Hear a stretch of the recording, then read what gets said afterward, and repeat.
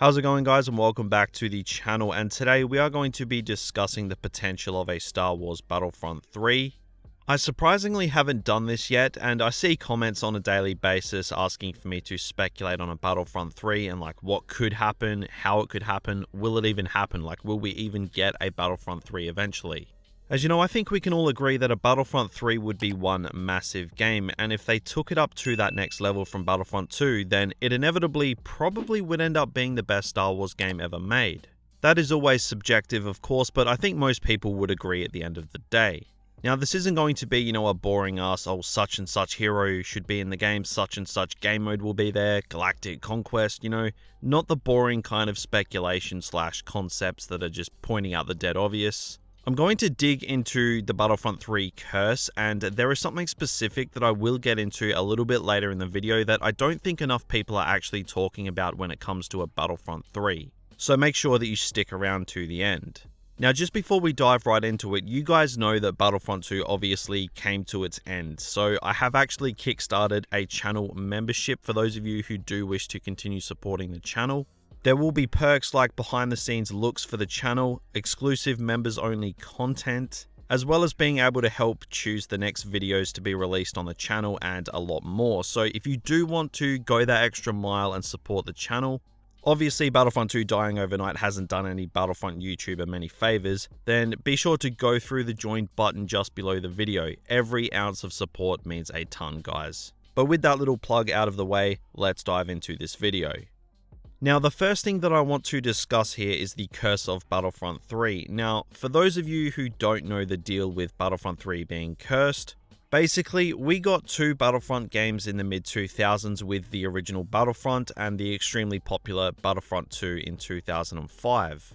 Now, there was supposed to be a Battlefront 3 released to follow this up, but it never actually happened. In 2006, Free Radical began production on a Battlefront 3, but it was kept under wraps. Now, alpha gameplay for this ill-fated Battlefront 3 has surfaced across the internet over the years, and it's pretty amazing what this game had going for it, and it's a real shame that it never saw the light of day. It had things like seamless space-to-ground combat, which is something that in our modern Battlefront games we really want, but we don't have it. Not even close, really.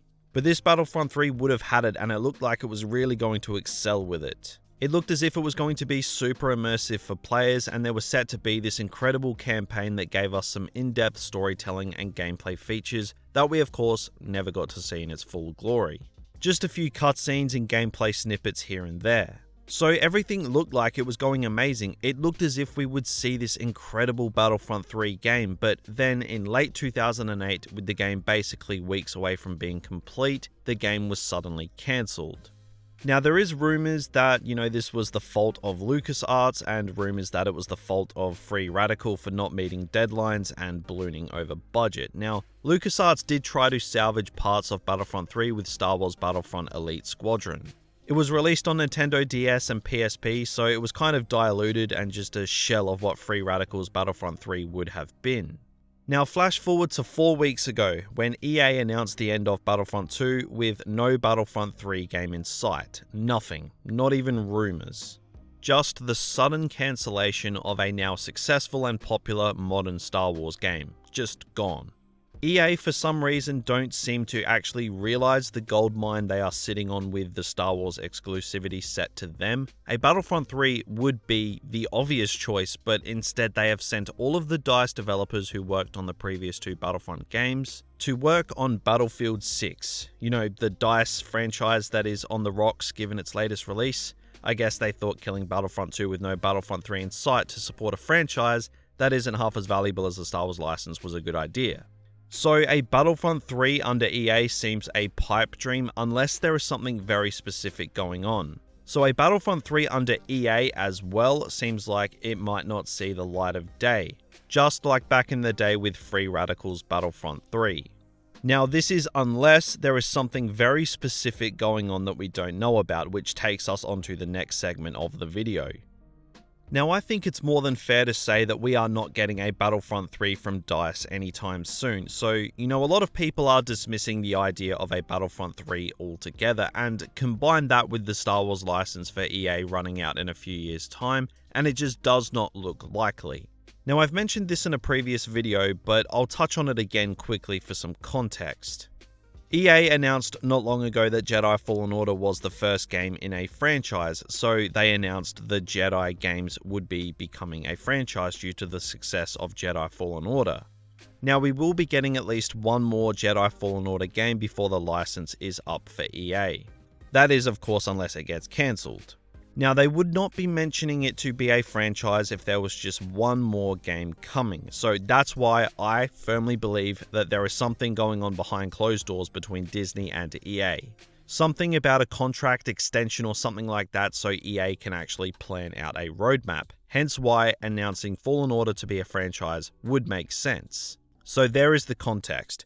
Now, I actually think there is a possibility that a Battlefront 3 will be getting worked on by a company that is not DICE. Like I said, possibility, so take that as you will. I'm not saying it's going to happen or it's even a strong chance, just a possibility. Now, Respawn Entertainment made Jedi Fallen Order, the massively successful single-player Star Wars game that has now spawned a franchise. Now, Respawn also are the team behind Apex Legends, a massively successful multiplayer title. Now, what do Battlefront games tend to have? Single player and multiplayer elements. Something Respawn could do themselves and do it really well, as is proven by the past. They could probably do it a lot better than DICE ever would. Now, this would make more sense than splitting a Battlefront 3 over multiple studios like they did with Battlefront 2, because that did not work. Criterion assisted DICE with the Starfighter elements of Battlefront 2, which of course went absolutely nowhere, whilst Motive was assisting with the campaign, which was pretty poorly received. So instead of getting multiple development teams across different companies, it would make more sense for Respawn to handle all of it in one big Battlefront 3. Combining the success of a single-player game like Fallen Order for the campaign elements of Battlefront 3 and a multiplayer experience like Apex Legends for the multiplayer aspects of a Battlefront 3. Of course, I'm not saying it's going to be a Battle Royale multiplayer mode like Apex, but Respawn have shown that they know how to do multiplayer and do it really well. And you need to think like EA for a second here. They know how to monetize the multiplayer and not piss people off in the process. Now, Criterion, who, like I said, worked on Battlefront 2 Starfighter modes, stopped working on the game's post-launch content, so the Starfighter mode for Battlefront 2 was completely left for dead for basically the game's entire lifespan. Which was really disappointing because the Starfighter modes in Battlefront 2 weren't actually all that bad. They were just abandoned because Criterion stopped working on the game, with DICE taking full control and not doing what was out of their field. See, we would not have this problem if everything was under the Respawn umbrella for post-launch content. It's one studio who knows how to do all elements and do it damn well from a player standpoint and do it damn well from a money-making standpoint. Again, you gotta think like EA for a second here. Battlefront 2 had potential to make money with its monetization, but it didn't. They weren't releasing enough content for it to work. So that's why the Celebration Edition of Battlefront 2 exists. It was a last-minute attempt to make EA money and milk the Battlefront name and capitalize of the Star Wars hype in the holiday period. Again, EA mindset. They place money above everything. But they did take the loss financially for most of Battlefront 2's lifespan to save face because of the disastrous launch of the game. EA really did manage to weasel their way out of the mess they created with the Battlefront franchise, and that's why I think they are trying to distance themselves from DICE. And I mean, this would make sense because you talk to all of the developers over at DICE and they don't have a clue what's going on either. But you know, that's just one man's opinion. I'm not saying you should believe me, I'm just presenting the facts to try and determine some kind of an outcome that makes sense, so take all this with a grain of salt. Now, for argument's sake, let's say a Battlefront 3 was made by DICE in a couple of years' time. Again, even still, I think it would probably be the best Star Wars game ever made if it did go up that next level from Battlefront 2. Because by the time Battlefront 2's live service was cancelled, it wasn't far off being the best Star Wars game, and it was by no means complete, as EA and DICE keep trying to say.